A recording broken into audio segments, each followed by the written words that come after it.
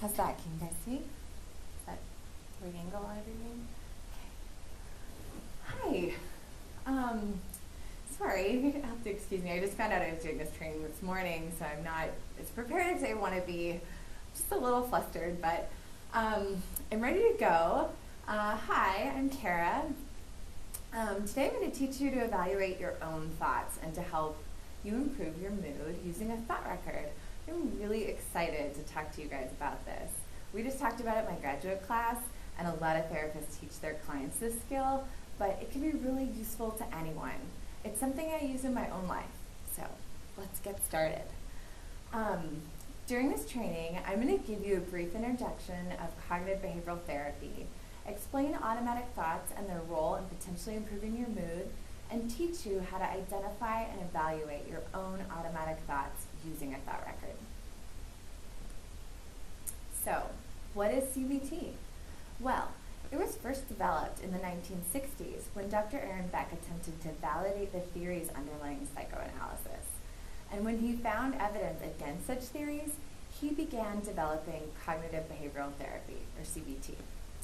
Since that time, it's been applied to diverse populations with a range of disorders and problems such as anxiety, eating disorders, obsessive-compulsive disorders. It also has a strong evidence base for efficacy, meaning that many studies have shown that CBT actually works and helps people get better. So the underlying theory of CBT is that dysfunctional thinking is common in all psychological disturbances, that thoughts, feelings, and behaviors are all connected. So often people seek treatment because of their feelings. They feel depressed, they feel anxious. In CBT, the therapist teaches people to evaluate their thinking in a more realistic and adaptive way. And consequently, they experience improvement in their emotional states, their feelings, and in their behavior. So, let's walk through a specific situation as an example of how thoughts, feelings, and behaviors are all connected. So as a student myself, this is a situation I deal with all the time. I'm sure all of you are excellent students, though, and you never procrastinate when studying for a test. Okay, but so in this particular situation, I was an undergrad, and I was sitting down with the intention of studying for the first big test of the semester. As I opened my books, I began to feel nervous, a little sad, and definitely hopeless. These feelings were associated with thoughts that I had running through my mind, such as, what's the point, or I'll fail no matter what, and I'll never get through all this material. And the result of all these icky feelings is that I closed my books, I stayed up too late watching Netflix, and I mean, who could choose to stick with such gross feelings when they've just added a bunch of Disney movies on Netflix? So, today, we're going to specifically focus on how we can target these automatic thoughts, like the ones discussed in the previous situation, as a way of improving mood and even changing behavior. So what are automatic thoughts? Well, first of all, we call them automatic because they're often outside of conscious awareness. They're quick and fleeting, and in addition, they're paired with a shift in mood. And when we learn to notice them, which takes some practice, they can be expressed as a short phrase or a mental image even.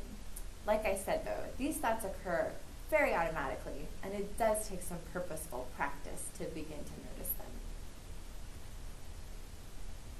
All right, so I think I'm on the right slide, but anyways. It's important to pay attention to them because when you can begin to identify, evaluate, and respond to automatic thoughts, it can lead to an improved mood. So, anyways, a thought record is a good way to begin paying attention to automatic thoughts. It can help you identify and evaluate automatic thoughts in an organized way that you can visualize.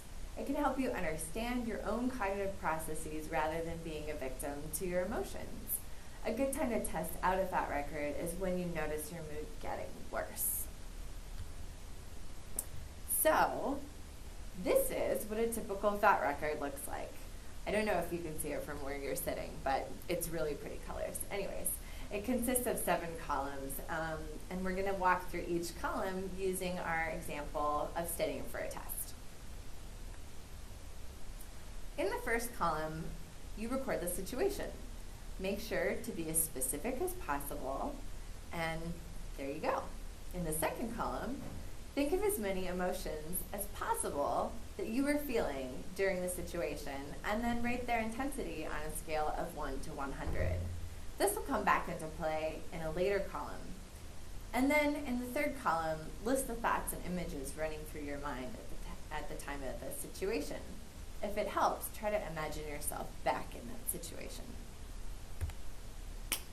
Okay, so here is where I would have filled out my thought record when I was attempting to study for my big test. I don't know if any of you have taken organic chemistry, but wow, there were definitely a lot of bad feelings kicking around.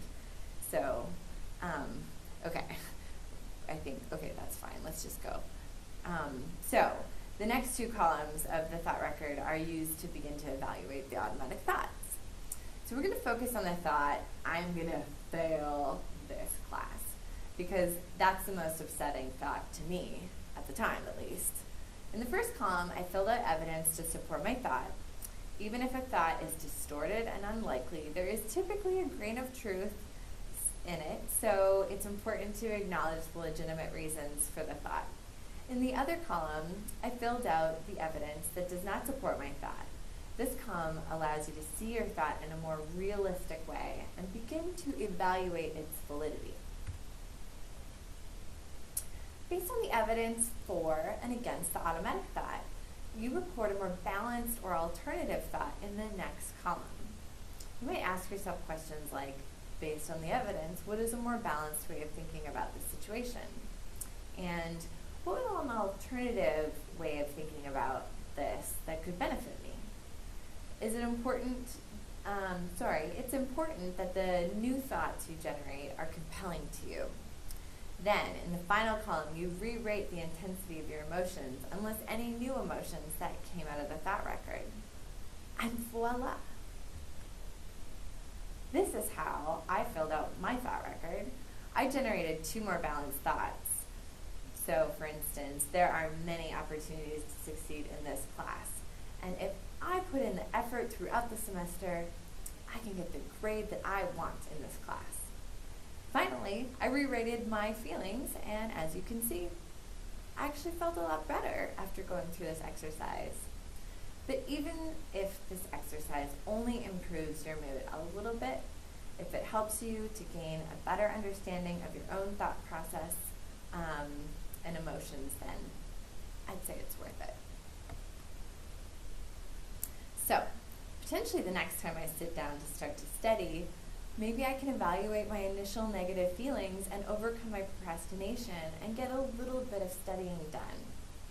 As I said before, noticing your automatic thoughts in the moment can take some practice, especially when you have negative emotions. So a thought record is a good way to practice this skill. I hope it's something you consider trying for yourself.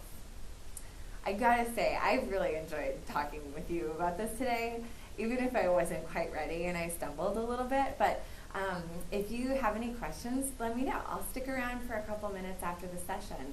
Or I'd love to hear from you over email.